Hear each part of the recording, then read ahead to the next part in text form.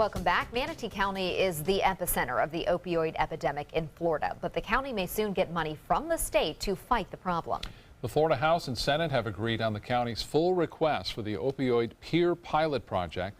So if the governor signs off on it, Manatee County would receive $500,000 from the state to help addicts recover. The money would be used for this pilot outreach program that includes intervention, education, peer recovery coaching, and targeting neighborhoods most affected.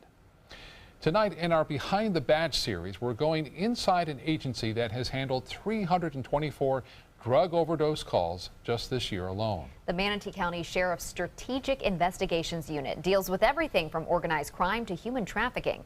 But for the last 2 years, drugs have been priority number one. ABC 7's Adam Cellini shows us how undercover detectives are targeting these drug dealers.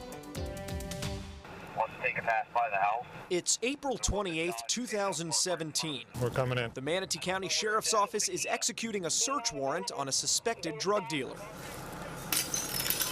By now, drugs have already killed 43 people in Manatee County, and they're desperate to keep finding those responsible. It's nonstop. Every day I come in the office and there's an operation going on. Captain TODD SHEAR says some of the most successful seizures begin with an anonymous tip through Crime Stoppers. But he also has his own eyes and ears out on the streets, the undercover detectives. They're invaluable, I guess, if I can use that.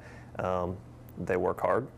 We ask them to do some things that not your average cop can do. Whether it's leaving family on short notice or being robbed at gunpoint by dealers, 4 years undercover means this detective has seen it all. Even to us, his name and face must remain a secret. There are people that we've done drug deals with that will never forget us and what we look like, and we try and conceal our identities as best we can. His view of the county is different than most. He's learned any store can be a front for dealing drugs. This is one of the shops that we hit 2 years ago. And any person can be a dealer. All shapes and sizes, my friend. They male, female, black, white, Hispanic, Asian, it doesn't matter. It doesn't fit a specific mold. Addiction has always been a problem here, but heroin, fentanyl, and now carfentanil helped fatalities spike to 75 in 2016. In response, the Sheriff's Office made 1,017 drug-related arrests last year, confiscating nearly $2 million in narcotics. No case is too small.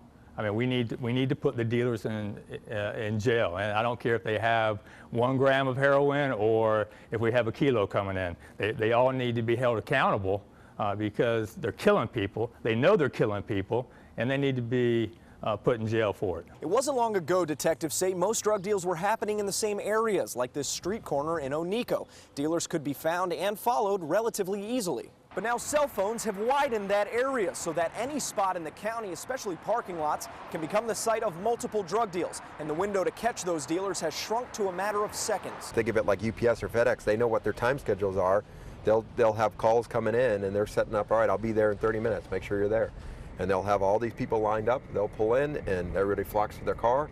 And in 2 minutes or so, he's gone. And that paranoia can pay off. As Lieutenant Louis Licata explains during the warrant, law enforcement is often under just as much surveillance as their targets. All it takes is one phone call that SWAT's on the move, and they clear it out of here. Eventually, one suspect is captured. He was in possession of drugs, and he also had a large amount of money. And more bags full of various drugs and money are located nearby. So he's going to go to jail. One substance appears to be fentanyl, which lawmakers are working to put in the same Schedule I narcotic category as heroin so it can carry a longer sentence. But until then, it's the detectives who remain one of the best chances at delivering the harshest punishments. The strongest case we can make against an actual dealer is getting them to sell the drugs to an undercover detective. In Manatee County, Adam Cellini, ABC 7, your Suncoast News.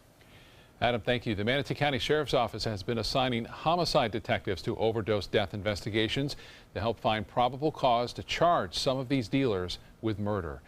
If you'd like to see all of our reports on law enforcement agencies across the Suncoast that have aired this week, just visit our website, mysuncoast.com.